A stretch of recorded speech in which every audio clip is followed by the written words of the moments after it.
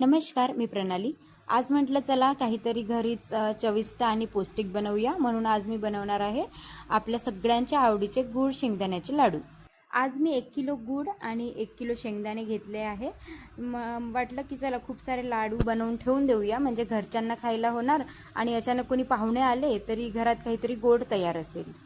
सर्वात आधी आपल्याला शेंगदाणे छान भाजून घ्यायचे आहेत। शेंगदाणे भाजत असताना ते मंद आचेवर भाजायचे आणि थोडा खमंग असं वास आला, सुगंध आला की शेंगदाणे व्यवस्थित भाजले आहेत हे समजून जायचं।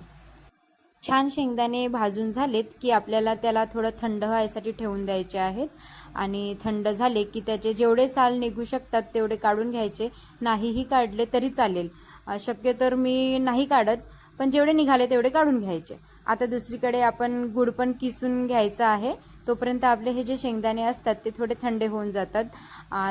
शेंगदाणे आणि गुळ हे दोन्ही घरच्या घरी सहज मिळणारे पदार्थ आहेत, त्यामुळे शेंगदाण्यामधून प्रथिने आणि चांगले फॅट्स मिळतात, तर गुळ गोडवा आणि ऊर्जा देतो। त्यामुळे बाजारातले वेगवेगळे गोड पदार्थ घेण्यापेक्षा अधूनमधून असे घरगुती लाडू बनवून ठेवले तर छान पर्याय असू शकतो। आता आपण गुळ किसून घेऊयात।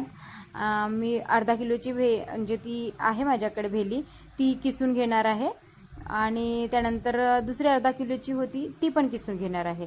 आपल्याला परफेक्ट हे असं 1 किलोच्या शेंगदाण्याला 1 किलो गूळ जर घेतलं तर आपले परफेक्ट लाडू तयार होतात। त्यानंतर आपले जे शेंगदाणे भाजलेले होते ते थोडे थंड झालेले आहेत, जेवढे साल निघू शकतात तेवढे काढून घ्या, बाकी नाही निघले तरी काही नाही। आणि ते झाल्यानंतर आपल्याला ते ग्राइंड करून घ्यायचे आहेत। तर शेंगदाणे ग्राइंड करताना आपण खूप पावडर नाही करायचं आहे, थोडं त्याला असं क्रश ठेवायचं आहे, म्हणजे ते दाताखाली आले की तेवढे छान वाटतात। तसं मी करून घेणार आहे आणि ग्राइंड करून झालं की त्यानंतर आपल्याला ते सगळं मिश्रण जे आहे ते सगळं एकत्र मिक्स करून घ्यायचं आहे। अशा प्रकारे ग्राइंड करून घ्या आणि ग्राइंड झाले आहे माझे सगळे शेंगदाणे आणि गूळ पण मिक्स करून ग्राइंड केलं आहे मी। शेंगदाणे आणि गूळ दोन्ही मिक्स करून ग्राइंड करायचे, म्हणजे ते सगळं एकत्र एकजीव होतात आणि आपल्याला म्हणजे छान मिळतो तो त्याचा मिश्रण असा।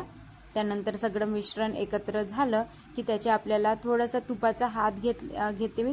तुपाला थोडा तुपाचं बोट घेऊन हाताला थोडं पसरवून थोडेसे त्याचे लाडू वळवून घ्यायचे। माझा मुलगा पण म्हणत होता की मम्मा मी पण तुला मदत करतो, आणि त्यांनी पण मला छान लाडू बनवू लागलेले आहेत। त्याच्या छोट्या छोट्या हातांनी छान छोटे छोटे लाडू बनवले आहेत त्यांनी। हे बघा आपले अशा प्रकारचे लाडू तयार होत आहेत छान। आणि आता असेच एक एक करून सगळे लाडू म्हणजे वळवून घेऊयात। मुलांनाही लाडू वळायला खूप मजा येते, एखादा लाडू छोटा एखादा मोठा, पण घरच्यांच्या हाताने बनवलेल्या लाडूची चवच वेगळी असते। आणि आता शेवटी बघा किती सुंदर लाडू तयार झालेले आहेत। माझा मुलगा पण खूप मदत करतो मला लाडू वगैरे बनवायला, त्याला खूप मजा येते ह्या सगळ्या गोष्टी करायला।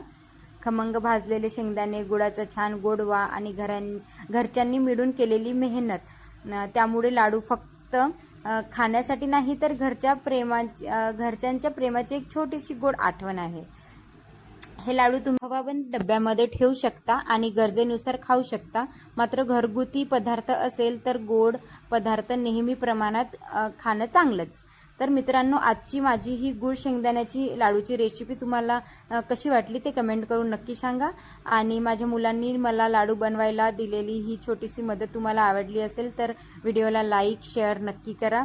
असेच घरगुती सोपे आणि चविष्ट व्हिडिओ तुम्हाला पाहायला माझ्या चॅनलवर मिळेलच, तर चॅनलला सबस्क्राईब नक्की करा। माझ्यासोबत या छोट्याशा यूट्यूब परिवाराचा भाग बना आणि पुन्हा भेटूया असेच नवीन नवीन व्हिडिओमध्ये।